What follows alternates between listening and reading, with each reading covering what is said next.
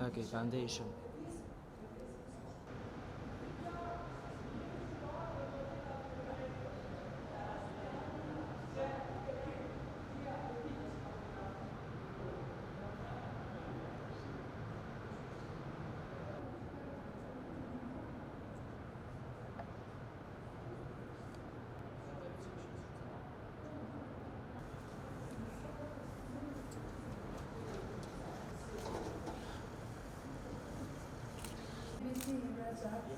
Yes. Thank you. So we were all very fixers much. at the time. She was in Rachak. I've lost contact with him.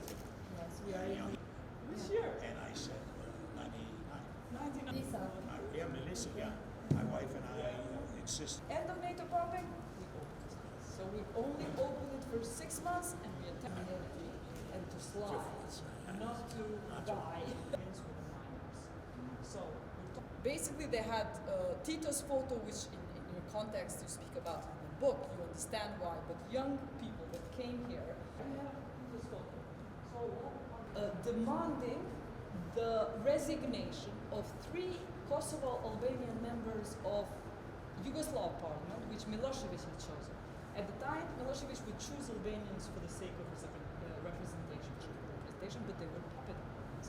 They were saying, we want to choose our delegates in the Yugoslav parliament, language rights, and they wanted education to continue because Milosevic was warning he was going to students would start a strike with minors. Is me furthest. Thank you for asking. No. You showed me.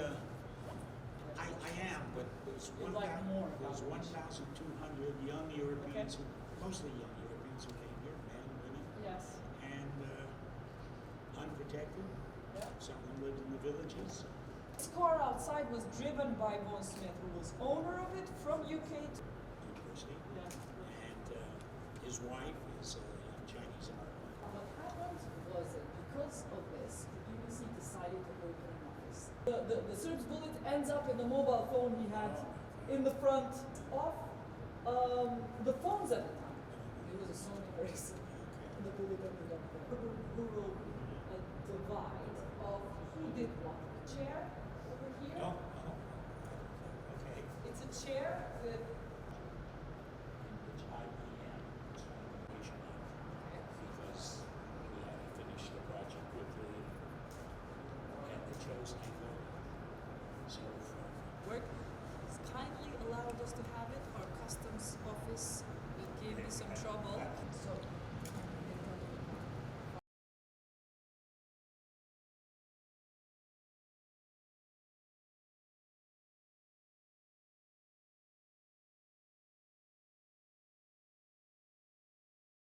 I'm very impressed, number one, to find that there is this museum. And it's not really a museum, it's a trek through recent history of Kosovo.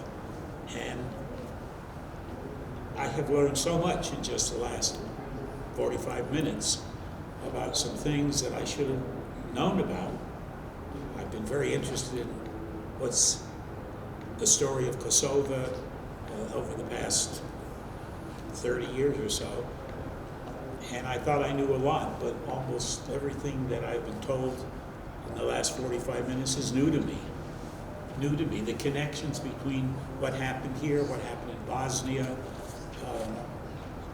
It's all stuff I had never heard. So the fact that this museum has been, it's not, again, not really a museum, has been put together and organized in the way it is, for me, it's very impressive. Very impressive.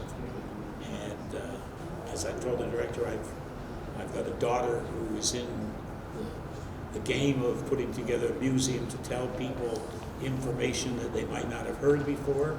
This is a tremendously positive way to tell Kosovars of all ages and ethnicities what happened here during the last decades. So many things impressed me. New information, totally new film and recordings of things I had no knowledge of. but also having things picked out. For instance, the thing over there which says from Lord, what's his name? Lord Owen, about dreams, no dreams. That is very powerful. That is a very powerful illustration of how the world was looking at Kosovo and the Albanian situation here. And in that one little phrase, it tells you a lot about how Kosovo was viewed by the internationals. So it's things like that, little moments that bring into reality what was happening here and how the world was reacting.